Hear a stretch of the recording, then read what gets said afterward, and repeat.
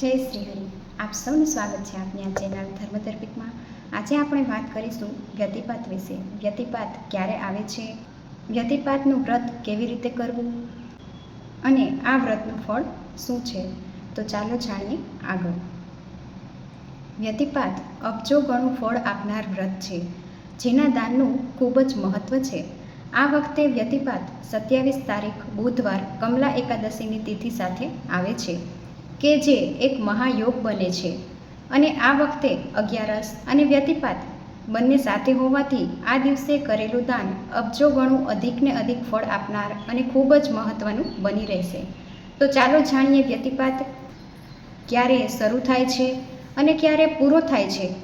તો વ્યતિપાત 27 તારીખે વહેલી સવારે 3:26 શરૂ થાય છે અને બીજે દિવસે 28 તારીખે વહેલી સવારે 3:55 પૂરો થાય છે. તો આ હતો વ્યતિપાતનો સમયગાળો. હવે આપણે જાણીએ વ્યતિપાતની માહિતી, કે જેમાં પુરુષોત્તમ મહિનામાં જો કોઈ વ્યક્તિથી પુરુષોત્તમ માસમાં ભગવાનની સેવા, પૂજા, એકટાણા, ધારણા, પારણા ન થઈ શકે તો આ દિવસ એટલે કે વ્યતિપાતનું વ્રત અવશ્ય કરવું જોઈએ, કે જે અનંત ગણું પુણ્ય આપનાર છે. હવે જોઈએ કે વ્યતિપાતનું વ્રત કેવી રીતે કરવું, કે જેમાં તમે નિત્ય જે પૂજાપાઠ કરતા હોય એ જ કરવાનું. સૂર્ય ભગવાનની ઉપાસના કરીને, જેમ કે અર્ઘ્ય આપવું, આદિત્ય હૃદય સ્તોત્રના પાઠ કરવા અને પૂજા કરતાં કરતાં ઓમ નમો નારાયણ, રામ રામ, કે તમે જે કોઈ દેવી દેવતાને પૂજતા હોય એમનું મનમાં સ્મરણ કરતા હોય એ સતત મંત્ર મનમાં જાપ કરતા રહેવું જોઈએ. પુરુષોત્તમ માસના આ દિવસે કંઈ જ ભોજન ન કરવું અને ખાલી ફળાહાર કરવું જોઈએ. બીમાર કે ગર્ભવતી સ્ત્રી, નાના બાળકો, વૃદ્ધો આ વ્રત ન કરે તો ચાલે, પણ જેને વ્યતિપાતનું વ્રત કરવાની ઈચ્છા છે એ પુરુષોત્તમ મહિનામાં જરૂરથી આ વ્રત કરો. અને જે કોઈ વ્યતિપાતનું વ્રત કોઈને કોઈ સંજોગો વસાત ન કરી શકે તો એ વ્યક્તિ દાન પુણ્ય કરીને પુણ્ય પ્રાપ્ત કરી શકે છે. તો ચાલો જાણીએ આ દિવસનો મહિમા અને દાન પુણ્યની માહિતી વિશે. કદાચ કોઈ કારણોસર વ્યતિપાતનું વ્રત ન કરી શક્યા હોય તો આ દિવસે કરેલા દાનનું ખૂબ જ મહત્વ છે. દાન વિશેની મહિમા શાસ્ત્રોમાં કહ્યું છે કે અમાસના દિવસે કરેલું દાન 10 ગણું ફળ આપે છે. ક્ષય તિથિએ કરેલું દાન એનાથી 10 ગણું વધારે ફળ એટલે કે 100 ગણા ફળની પ્રાપ્તિ થાય છે. સંક્રાંતિએ જે વ્યક્તિ દાન કરે છે એને 100 ગણા કરતાં પણ અધિક પુણ્ય પ્રાપ્ત થાય છે. નવા યુગની તિથિનો આરંભ થતો હોય એ દિવસે દાન કરો તો એ સંક્રાંતના દાન કરતાં પણ વધારે પુણ્ય અર્પણ કરે છે.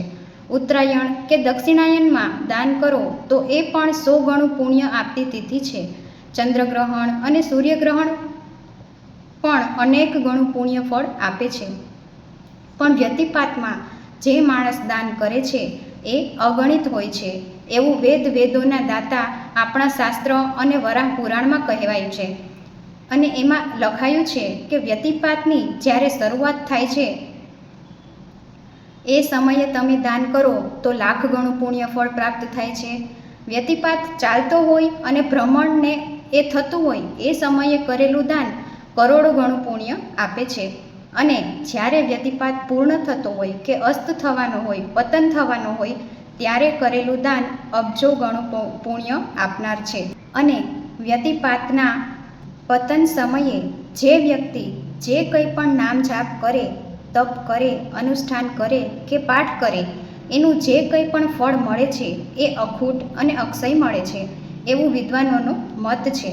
આપણા શાસ્ત્રમાં લખેલું છે કે વ્યતિપાતના સમયે જે કંઈ દાન કર્યું હોય એ સૂર્ય અને ચંદ્રના 100 કલ્પના અબજો વર્ષ સુધી વારંવાર તમને પાછું પ્રાપ્ત થાય છે. આ ફળ વધતું જ રહે છે અને ક્યારેય ખૂટતું નથી, કે જેને અનંત ફળ કહે છે એ અનંત ફળની પ્રાપ્તિ થાય છે જો વ્યતિપાતમાં દાન થાય.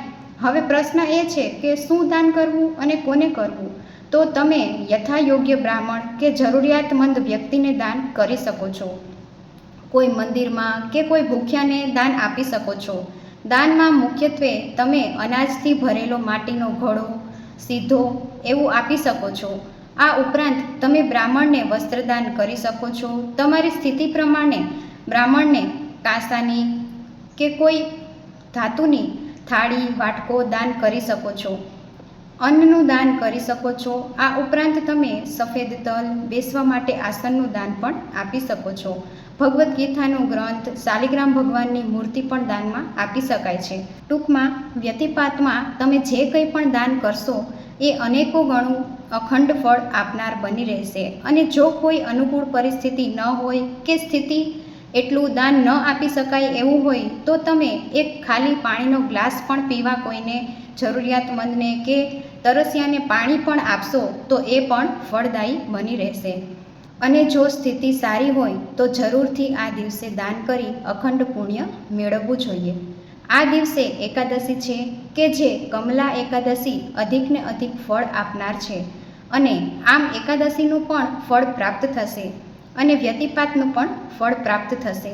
હિન્દુ પંચાંગમાં વ્યતિપાત યોગને ખૂબ જ શક્તિશાળી માનવામાં આવે છે. આ યોગ દરમિયાન ભગવાનની ભક્તિ, જપ, તપ કરવામાં આવે છે અને દાન પૂજા અવશ્ય કરવા જોઈએ. આ દિવસે ખાસ કરીને ભગવાન વિષ્ણુ, શિવજી, માતા લક્ષ્મીની પૂજા કરવાથી અનંત ફળ મળે છે. વ્યતિપાત યોગ દરમિયાન મનમાં શાંતિ, ભક્તિ અને સકારાત્મકતા લાવવી જોઈએ. આવો આ પવિત્ર યોગમાં પ્રભુનું સ્મરણ કરીએ અને જીવનમાં સુખ, શાંતિ અને સમૃદ્ધિ મેળવીએ. બોલો શ્રી પુરુષોત્તમ ભગવાનની જય. આપ સૌને મારા જય શ્રી કૃષ્ણ, જય શ્રી હરિ.